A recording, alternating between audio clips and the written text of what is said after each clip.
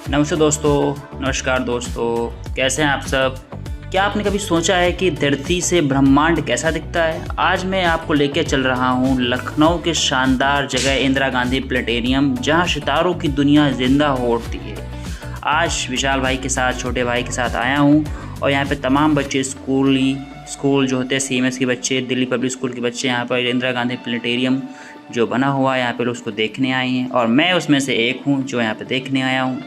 कैसा होता है, क्योंकि यहाँ शो होते हैं, टाइमिंग फिक्स होती है, 2D 3D शो कराए जाते हैं जो पूरे ब्रह्मांड को यहाँ पे दिखाया जाता है, सितारों और गैलेक्सी के बारे में, सारे प्लैनेट्स के बारे में, राइट। हम इंटर करेंगे अभी 2:30 पे, क्योंकि 2:14 पे, ठीक है। हम इंटर कर जाएंगे और 15 मिनट वहाँ पे हॉल में रुकेंगे जा करके। कैसा दिखता है आपको मैं दिखाऊँगा। मैं जो वीडियो बना रहा हूँ ये 4 और पहले मैं इसके हो करके आता हूँ। कैसा दिखता है आप लोग वीडियो में देख सकते हैं। ये सीन है पूरा, ये पेड़ पौधे कितने अच्छे लगे हुए हैं। बच्चे बहुत यहाँ पे एक्साइटेड रहते हैं। कोई बच्चा आता है वो नए चीज़ जानने में बहुत एक्साइटेड रहता है और उनमें से मैं एक हूँ, राइट। विशाल भाई बहुत ही खुश है, उसने नहीं मुझको ले गया है। लखनऊ में जा रहा था ना, हम लोग मेडिकल गए थे कॉलेज, और उधर से जब वापस आ रहे थे तब ये रास्ते में पड़ गया। तब मैंने बाइक रोक करके प्लानिंग किया क्यों ना हम आज जाते हैं यहाँ पे, क्योंकि बहुत दिन से हम लोग देखते तो हैं, यहाँ गए कभी नहीं।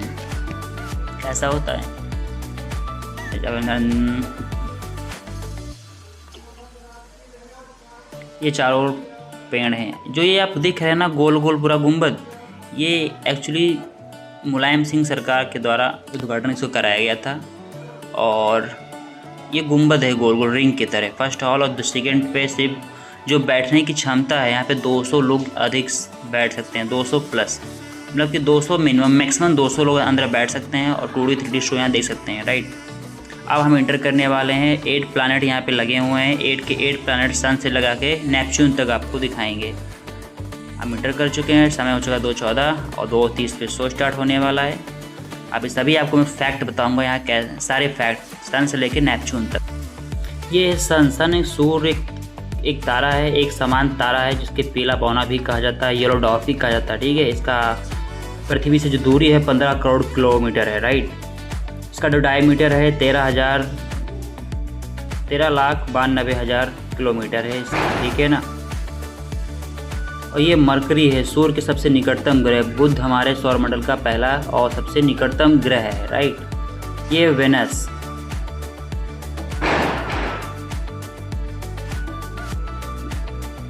तो सन है, सन के बारे में बता चुका हूँ। उसका डायमीटर और distance, composite surface of energy, nuclear fusion होता है यहाँ पे, राइट। ये सबसे फर्स्ट है, ठीक है ना। फिर वेनस के बारे में आपको मैं कुछ फैक्ट बता देता हूँ। यहाँ पे मेंशन भी है, मैं हिंदी में आपको बता देता हूँ। और ये वेनस सूर्य का दूसरा ग्रह है, पृथ्वी का सबसे नज़दीकी ग्रह भी है, राइट। दूसरा सबसे नज़दीकी ग्रह। आकार से पृथ्वी जैसा इसका आकार, द्रव्यमान और घनत्व की डेंसिटी जो है पृथ्वी के समान है, लगभग, इसलिए इसे पृथ्वी की जुड़वा ट्विंस ऑफ अर्थ भी कहा जाता है। और सूर्य से इसकी दूरी है वेनस की 10.8 किलोमीटर है, यहाँ मेंशन भी है, राइट। और उसका डायमीटर कितना है 12,104 किलोमीटर, यानी पृथ्वी से थोड़ा छोटा, राइट।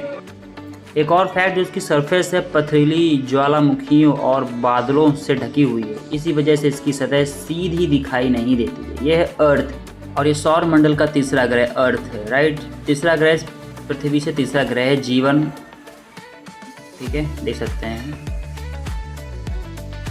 इसे। जीवन वाला एकमात्र ग्रह है जहाँ पर हम लोग रहते हैं लिविंग में, राइट। एकमात्र ऐसा ग्रह है जहाँ पर जीवन है, लाइफ मौजूद है, ठीक है। ये फोर्थ प्लैनेट नहीं है, डॉर्फ प्लैनेट्स हैं जो छोटे छोटे प्लैनेट्स में बटे हुए हैं वहाँ पे, ठीक। प्लूटो हुआ, प्लूटो का डायमीटर भी दिया, डिस्टेंस भी मेंशन है। ये जो भारत के माध्यम से जो मिसाइल छोड़ी गई यहाँ पे सब दिखाया गया है। और एक स्मॉल मिसाइल है, सब चीज़ दिखाई गई। एरेस, हेनोमिया और मैकमेक, ये मेन गेट है जहाँ से हम लोग जाएंगे। अभी 2:30 पे, टाइम नहीं हुआ, टाइम होने वाला है, बताएंगे, ठीक। ये है फोर्थ प्लैनेट मार्स। ये फोर्थ प्लैनेट है और लाल ग्रह से भी कहते हैं इसी वजह से। और आयरन ऑक्साइड जंग जैसा पदार्थ पाया जाता है जिससे ये लाल रंग दिखता है। इसलिए इसे रेड प्लैनेट भी कहा जाता है फैक्ट के अनुसार, राइट। सूर्य से इसकी दूरी लगभग 22.8 करोड़ किलोमीटर है और इसका डायमीटर मैं आपको बता दूं, सब कुछ यहाँ मेंशन भी था, मैंने देखा था। इसका डायमीटर में लिखा है 6769 किलोमीटर, यानी पृथ्वी का लगभग आधा आकार है इसका, राइट। ये है जुपिटर, ये जुपिटर है। Jupiter is the biggest planet in the planet, okay. सबसे बड़ा ग्रह हमारे सौरमंडल का सबसे बड़ा ग्रह है, ठीक है। 2:18 टाइम हो चुका है। ये कौन सा प्लैनेट है, विशाल भाई देख रहे हैं, इसका नाम है सैटर्न, राइट। तो सैटर्न ये दूसरा सबसे बड़ा ग्रह है, राइट। और सूर्य से दूरी इसकी भी मेंशन है 1.43 अरब किलोमीटर, यानी 1433 मिलियन किलोमीटर, बहुत होता है। जो कि डायमीटर इसका भी मेंशन है 1,20,536 किलोमीटर इसका डायमीटर है और पृथ्वी से करीब 9.5 गुना बड़ा। ये है यूरेनस। यूरेनस के कुछ फैक्ट यहाँ पे मेंशन है, डिस्टेंस, डायमीटर, रोटेशन और डिफरेंशियल रोटेशन, रेवोल्यूशन, सब कुछ यहाँ पे मेंशन है। रिंग सिस्टम्स एंड एक्सिलरी सर्फेटाइट दिया है, 2 सेट्स ऑफ रिंग्स। सैटेलाइट्स कौन कौन सी गई हैं यहाँ पे मेंशन है यहाँ पे, ठीक है। ये भाई साहब देख रहे थे। इसके बाद लास्ट आता है, लास्ट आप सब जानते हैं सबसे ठंडा ग्रह नेपच्यून जिसे कहते हैं, राइट। नेपच्यून की कुछ फैक्ट में, ये लास्ट नेपच्यून है, सूर्य से 8वां ग्रह है। नेपच्यून सूर्य से दूरी के अनुसार 8वां और अंतिम ग्रह भी इसे मानते हैं हम। सौर मंडल का ये चौथा सबसे बड़ा ग्रह है, बृहस्पति, शनि और यूरेनस के बाद, ठीक है ना। डायमीटर मेंशन है, इसका मास कितना होता है मेंशन। 1 वर्ष की जो टाइम पीरियड है, जो इसका टाइम पीरियड भी दे रखा है, नेपच्यून सूर्य की परिक्रमा 165 पृथ्वी वर्षों में पूरा करता है, बहुत होता है जो कि। और 1 दिन की अवधि है, नेपच्यून 1 दिन में लगभग 16 घंटे का होता है। अब हम लोग ऊपर जा रहे थे, राइट। 2:27 हो चुका है, 2:30 से प्रोग्राम स्टार्ट हो जाएगा। आगे मोबाइल चलाने की अनुमति नहीं है, परमिशन नहीं है, बट हम लोग होशियार आदमी हैं और बिना परमिशन के काम चलाएंगे। चोरी छुपके से वीडियो बना रहे हैं, यहाँ पे कोई गार्ड देख ना ले। अंदर मना कर रहे थे यार, मोबाइल छीन रहे थे, लेकिन फिर भी हम अपने पेट पे रख करके इसको वीडियो बनाए हैं। ये सभी लोग बनाए थे वीडियो, कुछ लोग कुछ लोग का मोबाइल भी सबमिट हो गया था। ये गार्ड मुझे मना करता है, लेकिन किसी तरीके से अंदर चला जाता हूँ। यहाँ से मोबाइल बंद करा दिया जाता है। यहाँ से शो आप लोग देखिएगा, मैं आगे नहीं बोल पाऊँगा, आप लोग को शो देखना है, पूरी स्टोरी कैसे है। मैं ज़्यादा काट पीट के बनाऊँगा, एडिट कर दूँगा बाद में। ओके बाय बाय, आप लोग शो देखिए। अब चांद भी साफ दिखाई दे रहा है, बिल्कुल उसके ऊपर के पहाड़, वादियां और समंदर के साथ।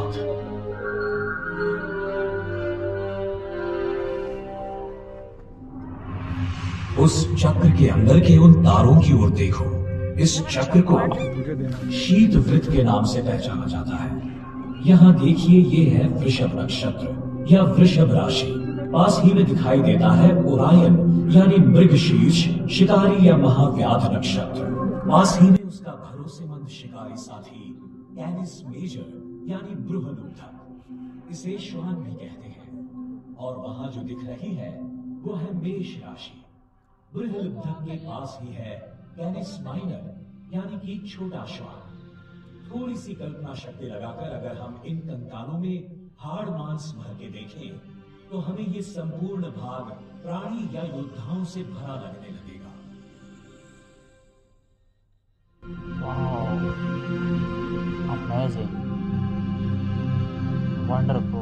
अब जरा उत्तर दिशा की ओर इन तारों की लकीर की ओर देखो। ये है सप्तर्षि, भालू के आकार का दिखता है ना ये, ग्रेट बेयर, एक बड़ा भालू यानी कि सप्तर्षि मंडल। और उसके पहले 2 तारे, अगर हम उसकी सीधी लकीर में उत्तर दिशा में गए तो सामने ही है ध्रुव तारा, पोलारिस या ध्रुव तारा, उर्सा माइनर या लिटिल बेयर यानी छोटे भालू नक्षत्र का हिस्सा है। सप्तर्षि की पूंछ के 3 तारों को जोड़ने वाली कमान आसमान में अगर थोड़ी आगे बढ़ाएं तो आपको मिलेगा स्वाति।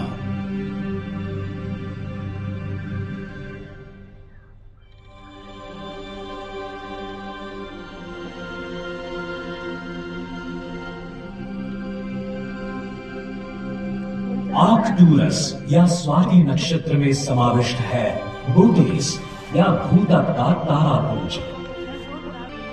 वो एक तारा नहीं है, वो एक ग्रह है, शनि।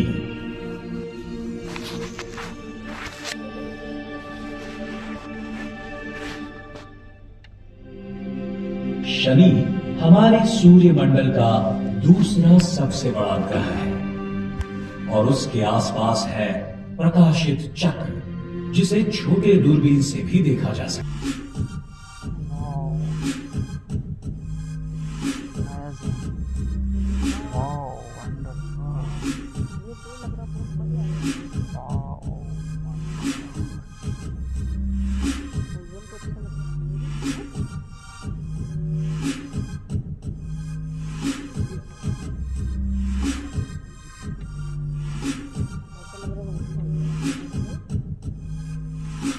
वॉयेजर अंतरिक्ष यान ने ये ढूंढ निकाला है कि ये प्रकाशित चक्र इस ग्रह के आसपास फिरने वाले बर्फ के छोटे छोटे टुकड़े, पत्थर और धूल से बना है।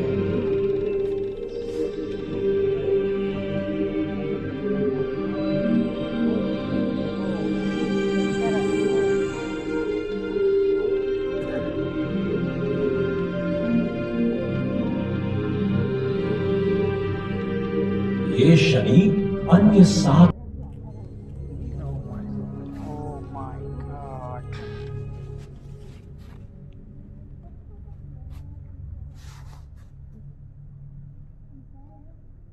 कितना बड़ा है? क्या हम इंसान कभी अंतरिक्ष की गहराई में यात्रा कर पाएंगे? क्या वहां परजीवी है जो उसी तरह हमें देख रहे हैं जैसे हम उन्हें देख रहे हैं? क्या सुदूर अंतरिक्ष से कोई हमें इस वक्त देख रहा है? इस सवाल ने कई लोगों को युगों तक मंत्रमुग्ध किया है। क्या जीवन पृथ्वी के लिए एक चमत्कार है, या जीवन ब्रह्मांड में हर जगह पाया जाता है?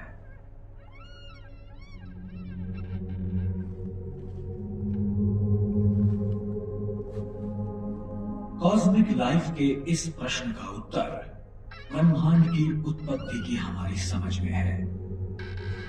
सौर प्रणाली का निर्माण और पृथ्वी पर जीवन का विकास। ब्रह्मांड की प्रकृति को समझने के लिए आइए आकाश में एक सैर के लिए चलें। ओरायन तारामंडल से शुरू करना अच्छा रहेगा, क्योंकि इससे एक हिंसक ब्रह्मांड में जीवन की चुनौतियों का पता चलता है। कुछ तारे जैसे कि रिगेल हमारे सूर्य की तुलना में विशालकाय हैं। रिगेल 50,000 गुना तेजस्वी है। लाल विशालकाय बीटल गाइज सूर्य से लगभग 250 गुना बड़ा है। ये एक मरता हुआ तारा है जो लुप्त होने से पहले व्यापक रूप से विस्तृत है। एक दिन हमारा जीवन देने वाला सूर्य भी एक लाल विशालकाय बन जाएगा और तब तक विस्तार करेगा जब तक वो पृथ्वी पर सभी जीवन को नष्ट करते हुए उसकी कक्षा उससे भी आगे नहीं बढ़ जाता। फिक्र ना करें, ऐसा अरबों वर्षों तक नहीं होगा।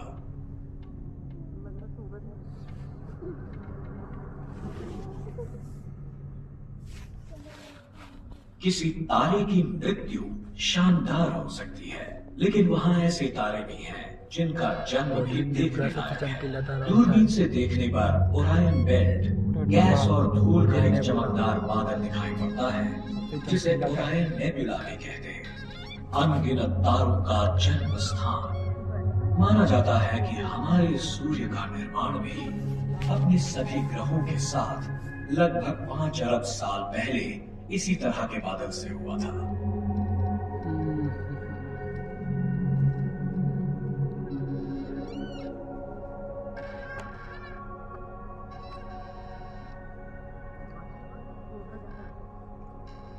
जैसे ही हम ओरायन से परे जाते हैं, हम अपने सूर्य से बहुत छोटे सितारों को देखते हैं, जिनमें सीरियस भी शामिल है। आकाश का सबसे चमकीला तारा, जिसका नाम डॉग स्टार रखा गया है।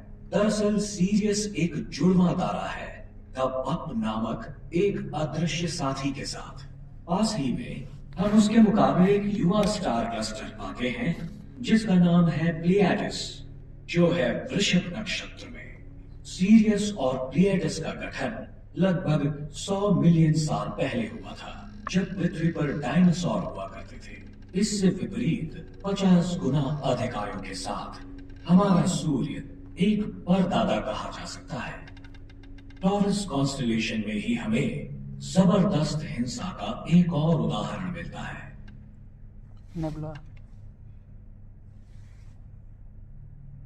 नेबुला क्रैब नेबुला एक गैसीय बादल है, एक विस्फोट हुए तारे के अवशेष। जब 1000 साल पहले इस सुपरनोवा का विस्फोट हुआ, पृथ्वी पर लोगों ने इसे एक बहुत ही चमकीले तारे के रूप में देखा, जो केकड़े जैसा दिखता था। ये कई दिनों तक दिखाई देता था, यहाँ तक कि दिन के दौरान भी। अगर उसके आसपास जीवित लोग होते तो अचानक हुए इस विस्फोट ने निश्चित रूप से उन्हें आश्चर्यचकित किया होता। हमें इस तरह के आश्चर्य की फिक्र करने की जरूरत नहीं है। हमारा सूर्य सुपरनोवा बनने के लिए बहुत छोटा है।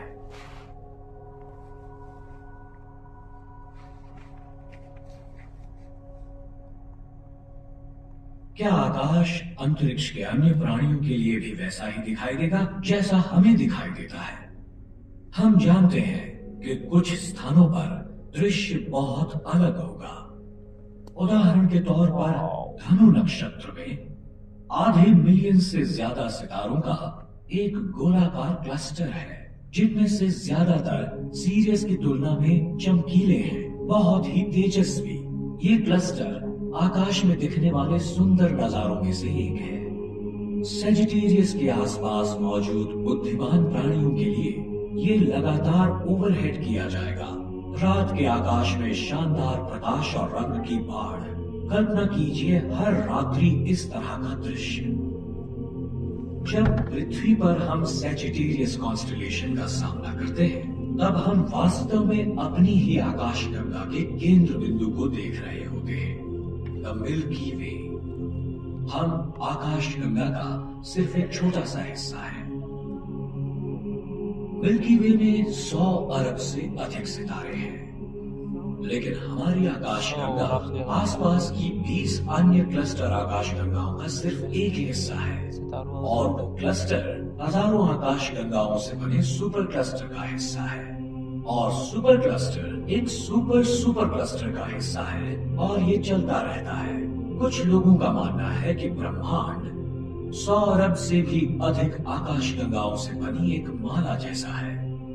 ब्रह्मांड की विशालता को समझना नामुमकिन है, जिसका कुल द्रव्यमान टन में होता है संख्या 20 और उसके बाद 48 शून्य, यानी 20 trillion trillion trillion trillion ton. ऐसी विलक्षण मात्रा में इसकी कल्पना करना बहुत ही कठिन है, और ये सब आया कहां से, ये समझाना तो और भी कठिन है।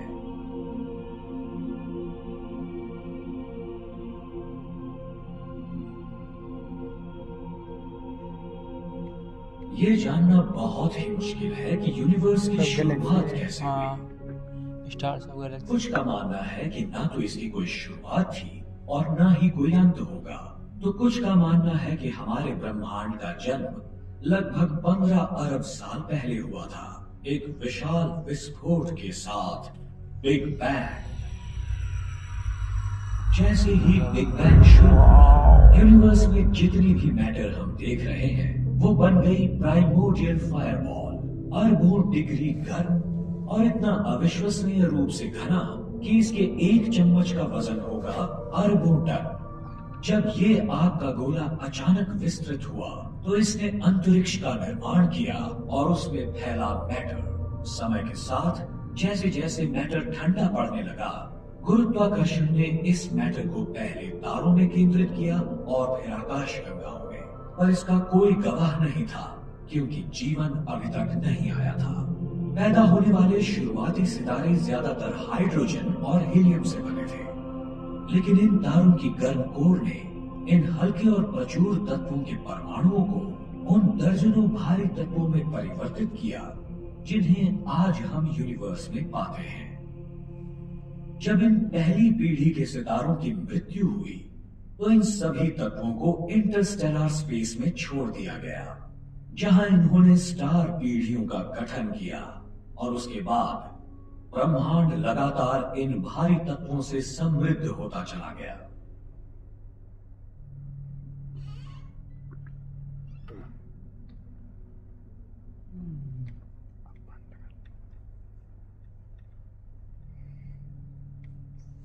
अच्छा सीन है और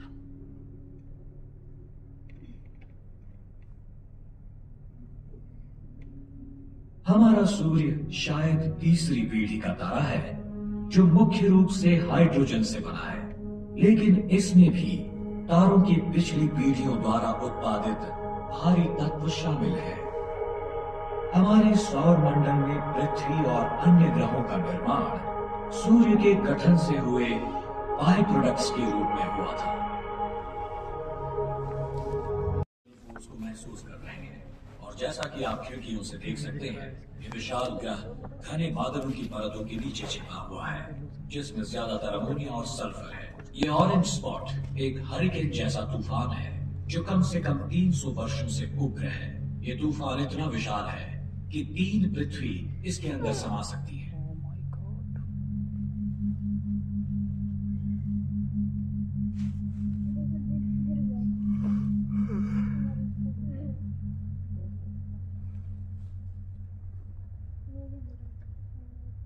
जैसे ही हम शनि यानी कि सैटर्न और इसके प्रसिद्ध छल्लों के पास से उड़ेंगे, आपको आश्चर्य होगा।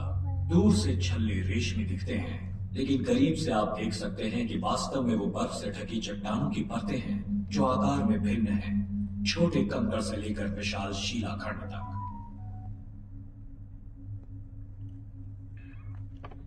आगे है टाइटन, सैटर्न का एक मून जो मर्क्यूरी से भी बड़ा है। इसके नाइट्रोजन युक्त वातावरण की वजह से वैज्ञानिकों ने अनुमान लगाया है कि टाइटन पर जीवन का कोई रूप हो सकता है। बदकिस्मती से हम बाहरी ग्रहों को पारित नहीं करेंगे। टाइटन से हमारा मार्ग सौर मंडल से बाहर चला जाएगा। हम इंटरस्टेलर स्पेस में प्रवेश कर रहे हैं। अगर आप पीछे की ओर देखते हैं तो आप देखेंगे दूर जाता हुआ सूर्य, जिसे हम जानते हैं और जिस पर जीवन भर निर्भर रहे हैं, अब किसी भी अन्य स्टार से ये अलग नहीं दिखता।